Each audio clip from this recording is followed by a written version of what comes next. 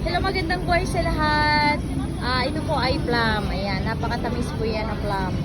Ito ay plum din po ito. At ito po ang blueberries. Blueberries. At ito naman po ang super tamis na grapes. At ito naman po ang super tamis na sweet tomato.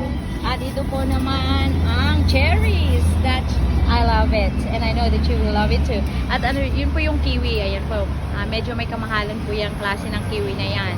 At ito naman po yung grapes na napakaganda, green na green. Yan po naman ang kinds of dragon fruit. Yan. Isa pa pong kind of dragon fruits po yan.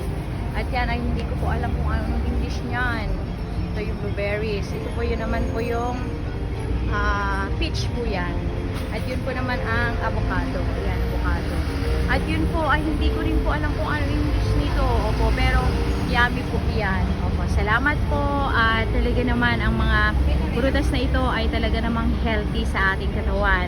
Kaya mas maganda po kung lagi tayong kumain ng prutas para lagi po tayong malakas ang ating pangangatawan. At marami pong benepisyo ang mga prutas. Salamat po at pagpalain tayong lahat ng ating Panginoon. God bless us all.